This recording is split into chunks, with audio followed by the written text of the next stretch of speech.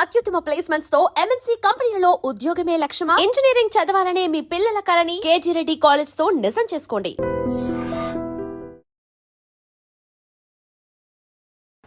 Welcome to I dream. నా పేరు Lumbini. Financial ఇండిపెండెన్స్తో పాటు ఫైనాన్షియల్ అవేర్నెస్ కూడా పెరుగుతుంది కంపారిటివ్లీ కదా. సో ఫైనాన్షియల్ ఇండిపెండెన్స్ అంటే మనకు తెలుసు, మరి అవేర్నెస్ ఏంటి అంటే మనకు ఎక్కడ ఇన్వెస్ట్ చేయాలి, ఎప్పుడు ఇన్వెస్ట్ చేయాలి, ఇలాంటి బేసిక్ డౌట్స్ మీకు ఉంటాయి, నాకు ఉంటాయి కదా. సో ఇవన్నీ క్లారిఫై చేయడానికి మనతో పాటు AMFI registered mutual fund distributor ఉన్నారనమాట, పిఎస్ చంద్రశేఖర్ సార్. ఆయనతో మాట్లాడి ఇంకా డీటెయిల్స్ అన్ని క్లియర్గా తెలుసుకుందాం. Hello sir, how you? Hi అండి, how are you? I'm fine అండి. సార్, అయితే లంసమ్ అమౌంట్ ఉంది, దాన్ని ఫిక్స్డ్ ఇన్కమ్ లాగా ఎలా ప్లాన్ చేసుకోవాలి మనం?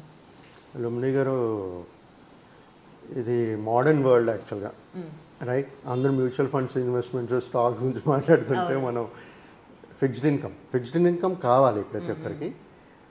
కానీ అది ఓల్డ్ వేస్ ఆఫ్ ఇన్వెస్ట్మెంటా లేకపోతే కొత్త మోడర్న్ వేస్ ఆఫ్ ఇన్వెస్ట్మెంట్ అనేది మాట్లాడదాం మేడం ఇవాళ మనం. ప్రతి ఒక్కరికి ఫిక్స్డ్ ఇన్కమ్ కావాలి. కొంతమంది జనరల్గా ఎవరు ఫిక్స్డ్ ఇన్కమ్ ప్లాన్ చేస్తారంటే రిటైర్డ్ పీపుల్, ఎవరైతే ప్రైవేట్గా సంపాదించుకునే వాళ్ళు అలాంటారు. లేదంటే కొంతమంది ఆల్రెడీ జీతం వస్తుంది, వాళ్ళకి ఒక ప్యాసివ్ ఇన్కమ్ కావాలి, దానికి ఎఫ్డి చేసుకుంటారు. దీంట్లో ఏంటంటే మేడం, 2 టైప్స్ ఆఫ్ ఇన్వెస్ట్మెంట్స్ ఉంటాయి. ఒకటి ఏంటంటే రిస్క్ లేకుండా ఒక ఫిక్స్డ్ ఇన్కమ్, రిస్క్ తీసుకుంటాను ఫిక్స్డ్ ఇన్కమ్, రైట్? సో జనరల్గా రిస్క్ తీసుకోకుండా ఒక ఫిక్స్డ్ ఇన్కమ్ కావాల్సిన స్ట్రాటజీస్ ఏంటంటే ఎక్కడెక్కడ పెట్టచ్చు అని మాట్లాడుకుంటే, నేను మ్యూచువల్ ఫండ్ డిస్ట్రిబ్యూటర్ కాబట్టి నేను మ్యూచువల్ గురించి లాస్ట్లో మాట్లాడతాను. ఇంకెక్కడెక్కడ చేయొచ్చు అనేది మనం మాట్లాడదాం. మీరు డిసైడ్ చేసుకోండి, యాజ్ ఎన్ ఇన్వెస్టర్ కానీ మీరు డిసైడ్ చేయండి. అంటే మీ రిస్క్ అప్టైట్ బట్టి, దీన్ని బట్టి మీరు ఎక్కడ పెట్టాలో ఏంటనేది డిసైడ్ చేసుకోండి. మమ్మల్ని అడిగితే మేము చెప్తాం ఎలా చేయాలి, ఎలా ప్లాన్ చేయాలని. అంటే ఫస్ట్ ఫిక్స్డ్ ఇన్కమ్ కావాలనేటప్పుడు ప్రతి ఒక్కరు చేసేది ఏంటంటే ఎఫ్డి. బ్యాంక్ వెళ్తారు, ఎఫ్డి వేసేస్తారు, రైట్? అక్కడ మనకి depending on the age and tenure మనకి రిటర్న్స్ అనేది ఫిక్స్ చేస్తారు. 5.5 6 6.5 7. This will be the interest rate returns. ఇది ఎఫ్డీస్ అండి. ఇలాంటి ప్లాన్స్ మన పోస్ట్ ఆఫీస్లో కూడా ఉంటుంది. Post office monthly income schemes అని పెట్టారు. సో ఏదైనా ఒక లంసమ్ అమౌంట్ పార్క్ చేసి వాళ్ళు ఇచ్చే రేట్ ఆఫ్ ఇంట్రెస్ట్ కూడా దగ్గర ఇలాగే ఉంటుంది. మంత్లీ ఇన్కమ్ అనేది తీసుకోవచ్చు. తర్వాత కొంతమంది ఏం చేస్తారంటే లంసమ్ అమౌంట్లు ఉండేటప్పుడు ఆల్రెడీ ఒక ఇల్లు ఉంది, ఇంకో ప్రాపర్టీస్ కొని అది రెంటల్కి ఇచ్చి ఒక మంత్లీ ఇన్కమ్ అనేది జనరేట్ చేసుకుంటుంటారు. అది కాకుండా కొంతమంది ఏం చేస్తారు, డబ్బులు లెండింగ్ చేస్తూ వడ్డీకి తిప్పుతూ ఉంటారు, రైట్? సో ఇప్పుడు అది అంటే అన్అథరైజ్డ్ అయితే లీగలైజేషన్ లేదు. ఇప్పుడు మంచిగా రిజిస్టర్ చేసుకుని అన్నీ చేసుకుంటే చేసుకోవచ్చు. సో ఆ విధంగా కూడా ప్రతి ఒక్క ఫిక్స్డ్ ఇన్కమ్ అనేది జనరేట్ అవుతూ ఉంటుంది. ఇక్కడ మెయిన్ ఏంటంటే మేడం, కొంతమంది ఉంటారు అంటే నా క్యాపిటల్ అమౌంట్ నేను లాస్ అవ్వకూడదు, నాకు ఎంత వచ్చినా చాలు అంటే సేఫ్ ఇన్వెస్ట్మెంట్స్. ఇది కాకుండా ఇంకోటి చెప్తాను madam, one more type of investments. ఇదేంటంటే ఇప్పుడు అంటే అందరికి తెలుసో తెలియదు కానీ వర్చువల్ కమర్షియల్ స్పేస్ అంటే ఎవరో ఒక ఓనర్ ఉన్నారనుకోండి, వాళ్ళు ఒక కమర్షియల్ స్పేస్ బిల్డ్ చేస్తారు. దాంట్లో మనం ఇన్వెస్ట్ చేయొచ్చు. ఒక వర్చువల్ స్పేస్ అంటే చూడడానికి ఈ స్థలం నాది, ఇది ఏరియా నాది అని ఉండదు. వర్చువల్ కమర్షియల్ స్పేస్లో మనకు ఇన్వెస్ట్ చేస్తే వాళ్ళు మంత్లీ ఇన్కమ్ అనేది కూడా ఇస్తారు మనకి. This is one of the opportunities. Most of తెలిసి ఉండకపోవచ్చు, కానీ ప్రతి దాంట్లో ఎవరికైనా డబ్బులు ఇచ్చేటప్పుడు మనకు భయం ఉంటుంది, రిస్క్ ఉంటుంది, అన్నీ ఉంటుంది కదా. సో అందుకని ఈ ఎఫ్డీలు, పోస్ట్ ఆఫీసులు ఇవన్నీ సెలెక్ట్ చేసుకుంటారు. క్యాపిటల్ సేఫ్, నేను సేఫ్ అని అనుకుని పెట్టేస్తుంటారు. ఇప్పుడు ఇది అయిపోయింది madam, general source of fixed income. నార్మల్గా మన క్యాపిటల్ సేఫ్ గార్డ్ చేస్తూ మన ఇన్కమ్ వచ్చేది. ఇప్పుడు మనం మ్యూచువల్ ఫండ్స్ వద్దాం. ఈ కాలంలో, ఈ మోడర్న్ ఎరాలో మనకు కావాల్సిన రిటర్న్స్ ఏంటంటే ఒక ఇన్ఫ్లేషన్ బీట్ చేసే రిటర్న్స్ కావాలి.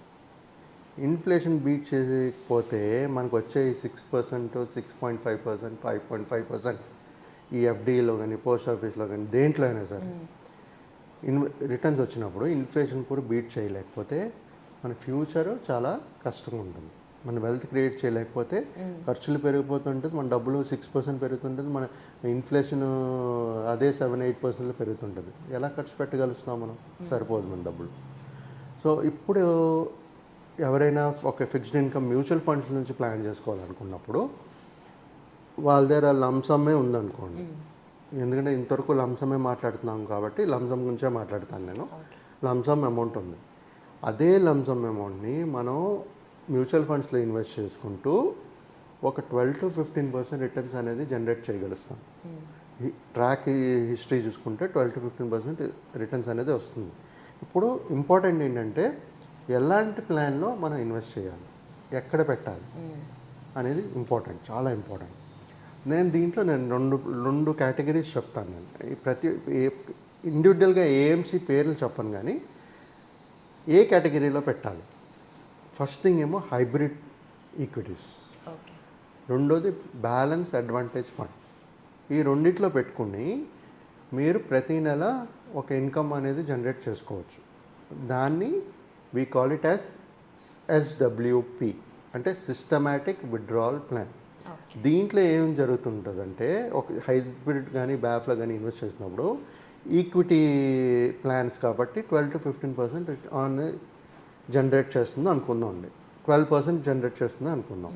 దాంట్లో మనకు వచ్చిన 12%లో 6% ఆఫ్ యువర్ ఇన్వెస్ట్మెంట్ మనం తీసుకుంటుంటాం. SWP, systematic withdrawal plan. అంటే ఇంకా ఏమవుతుంది, 6% మనం తీసుకున్నా సరే 6% ఇంకా పెరుగుతుంది, రైట్? అక్కడ వెల్త్ జనరేట్ అవుతుంది, ఇన్ఫ్లేషన్ బీట్ చేసే వెల్త్ క్రియేట్ అవుతుంది. మనకి అలాంటి ఇన్వెస్ట్మెంట్స్ అనేది చేసుకోవాలి ఈ టర్మ్లో.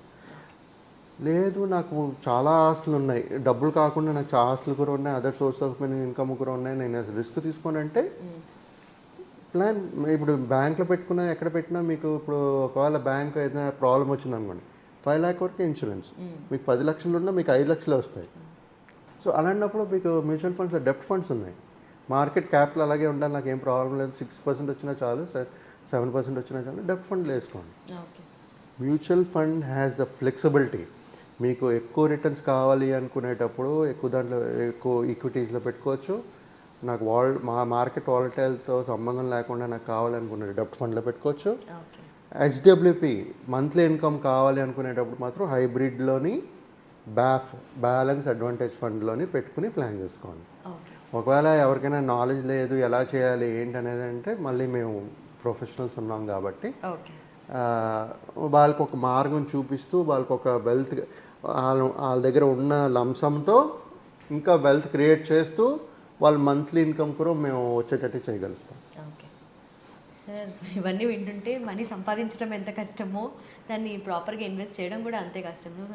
That kind of awareness is needed కదా జీవితంలో. మేడం, డబ్బులు సంపాదించడం కష్టం, వెల్త్ క్రియేట్ చేయడం కష్టం, ఆ వెల్త్ని కాపాడుకోవడం కూడా కష్టం. ఓకే, అవును.